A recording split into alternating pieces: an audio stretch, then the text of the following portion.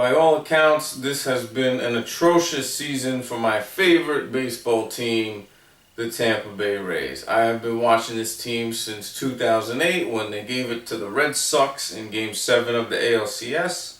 And since that point to now, I have never been more disappointed in following this team.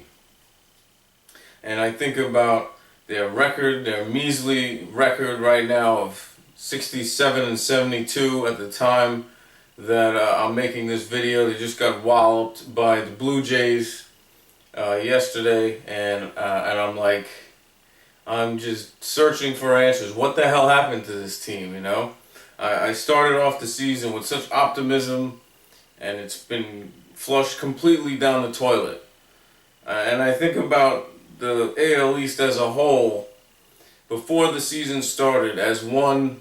I thought of that division as one that could be had. This Tampa Bay Rays squad looked to me like they were a World Series contender, and now they're in 4th place, looking up at 3 other teams that I think they're better than. You know, and I think about before the season started, when I compared them to other teams in the AL East. Look at the Yankees, right? The Yankees, they were not going to be with the services of Alex Rodriguez, out for the season with a suspension. Derek Jeter is 40 years old, final season in the league. How good could he possibly be? No Mariano Rivera, no Robinson Cano, who left for the Seattle Mariners, and then their first baseman, Mark Teixeira. All you have to do to throw him off is just go like this. Have 4 guys in the infield move over, and he doesn't know what to do with a baseball bat. So he's clearly not that good with the stick. So I was not worried about him at all.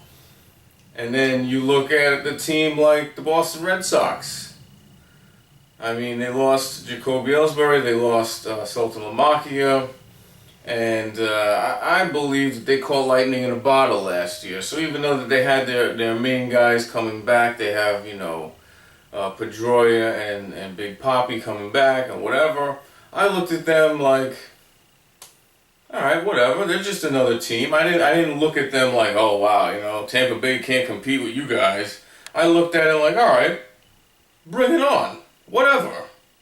I didn't think that they were that much better than anyone else in that division. I didn't think that they'd end up being in a last place situation like they are right now, but I didn't think they were hot tamales either, And then you look at the Baltimore Orioles. The Baltimore Orioles had a breakout season in 2012 when they became a playoff team for the first time in years, and then they took a step back last year, and this kind of was a show me year, It was kind of which will the real Baltimore Orioles please stand up? And coming into the year, aside from Tillman, there was a lot of question about their pitching rotation, and they seem to have solved that with Wei and Chen and some other guys. So I looked at them like, all right, you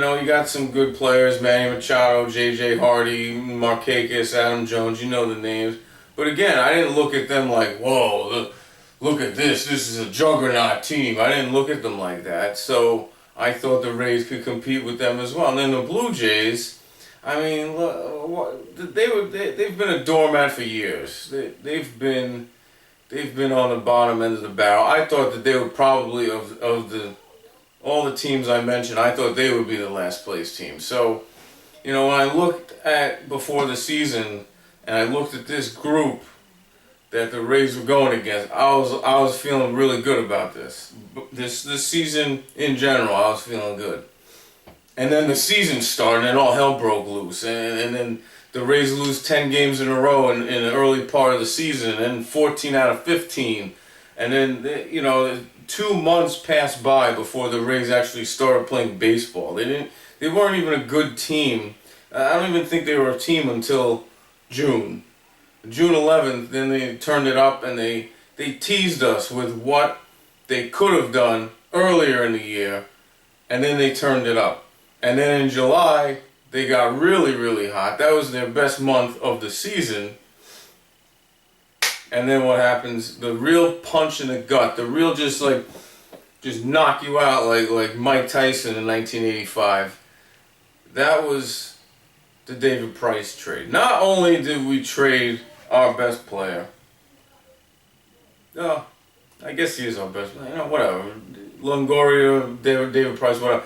Not only did we trade our best player, but we got nothing for him. We got a third starter and we got a utility guy and a player to be named later. I'm like, what the hell was that? You know, that was ridiculous.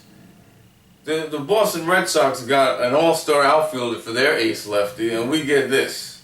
What trash? Oh, that was a trash trade. And if we'd have known that that's all we're gonna get for him, I would have been like, hell no, I don't want to trade him. I don't want to trade David Price. If all I'm gonna get is Smiley and Franklin, no thank you. You know. So then after that, I mean, I think the team went into a slump that they haven't recovered from, and it's a complete lost season. It's just such a disappointing way for this season to go.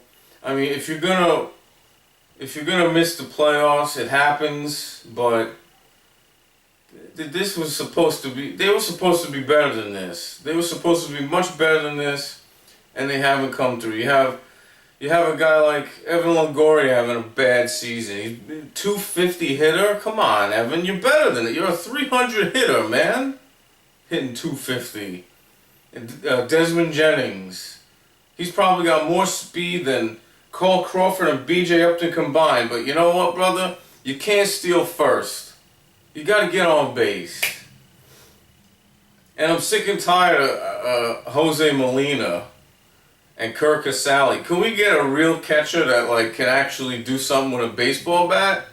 Is that too much to ask? I mean, you know, I'm not asking for Johnny Bench numbers, but you gotta hit your weight. You know, you gotta at least hit your batting average and your weight have to be equal, at least. Come on. And then, you know, the only guy that's even hitting for average is James Loney, and he's a 280 hitter. That's the best hitter on the team is 280. I mean, I don't know, man. It's just not a good season, and I just had to get that off my chest. And there's so many other things that contribute to this, but the least of it is probably Joe Madden. I don't think that I know a lot of people on social media talking all this, fire Joe Madden, but I don't see it. He just doesn't have the horses to win this race, and I think that's really the main problem. He's doing a great job to me. He's doing the best that he can with what he's got, and I don't have a problem with him. But shout out to all my Rays people. Definitely Gio. This guy is a great follow. If you don't know about Rays fan Gio, just follow him on your Twitter. Even if you're a fan of a rival team, this guy's hysterical. You gotta follow him. And then Katzman, awesome, knowledgeable guy, especially about his Bucks. Looking forward to talking to him about Bucks football as the season comes. And then all the people, all of them, all you Rays guys. Cliff Wolf, awesome. TB Chick, awesome. And Nomadic Rays fan, all the other Rays people. Kudos to you guys. But, you know, that's all I got to say about this lost season for the Tampa Bay Rays. Comment, subscribe. Tell me what your low point is. I guess we can share our misery together, and that'll help us get through the season. So that's all I got to say. It's Football Rob signing off.